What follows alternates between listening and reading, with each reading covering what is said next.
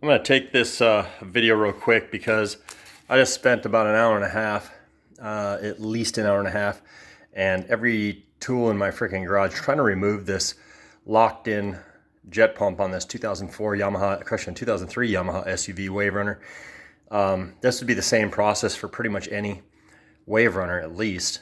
Most of the two-stroke versions, I'd say the four-stroke versions would be awfully similar to this process. So the deal is that this is not a saltwater ski, but it's often this way on salt skis. This is a freshwater ski, but it's in a lake that is just full of calcium up in Pottsboro, Texas. It has obviously a very dense water line on this ski. And I believe what happened, you can see on the pump vanes here, that white, that is not sealant on there. That's just plain old white calcium buildup. So the calcium has migrated, excuse me, the calcium's migrated in between the mating surfaces and just caused it to fuse together. So I put on an excessive amount of heat, torch heat, blue flame, propane. It did nothing. It did nothing at all. I was using this little mini pry bar. I was banging on it with this rubber mallet. I was banging on it with this 5-pound mallet to the point where I thought I was going to break everything on there. So, I mean, I shoved these doubled 2x6s up in there against the top, tried to pry it down. Before I removed the ride plate, I tried to shove 2x4s in there to break it loose left and right, and nothing would work. So today's day 2 on this project, and I totally forgot that I had this crowbar hanging up in the corner of my garage. So what it ended up being for the solution on this, and I did have the ride plate off this whole time. Well, most of this whole time anyway. Excuse me. So when you remove the ride plate, it's going to expose this gap right here. Right here. See if I can focus there.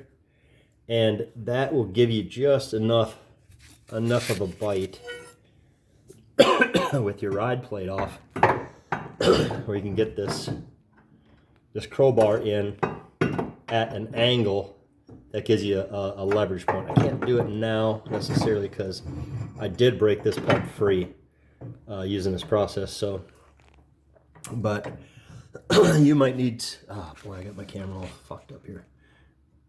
You may need to put a shim on your boat trailer, your ski trailer or something like that. I just happen to have this trailer hitch in the way here. So I was able to get a little bit of leverage right there. There's the torque spot actually, so it's not resting on anything. And it was just enough to pull that pump off. So I hit this bottom right ear first, and then you should be able to move it over. There's a similar gap on the bottom left side here, and I was able to get some leverage on that as well. You'll be able to feel the angle here. Get your leverage. You'll be able to knock that out of there. So, oops, sorry. So, yeah, you can just see the calcium that is locked into that pump. So let me pause this video and I'll show you the backside.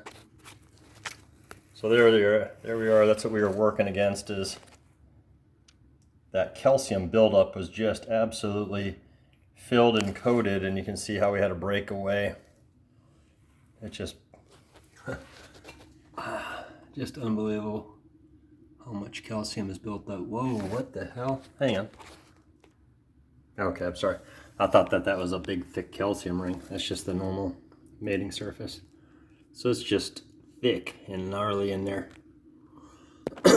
So hopefully that'll help somebody else as you struggle to get this damn thing off. Let's see if I can focus inside that. I mean, there's even chunks of calcium laying in the bottom of that hole back in there. So yeah, so the same kind of problem with saltwater skis. You get that that saltwater corrosion. Kind of affects in the same way. Look at all that damn calcium buildup on there.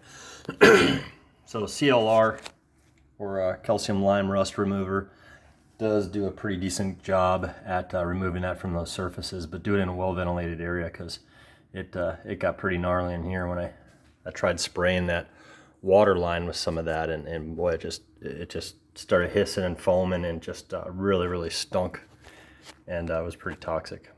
Good luck, man.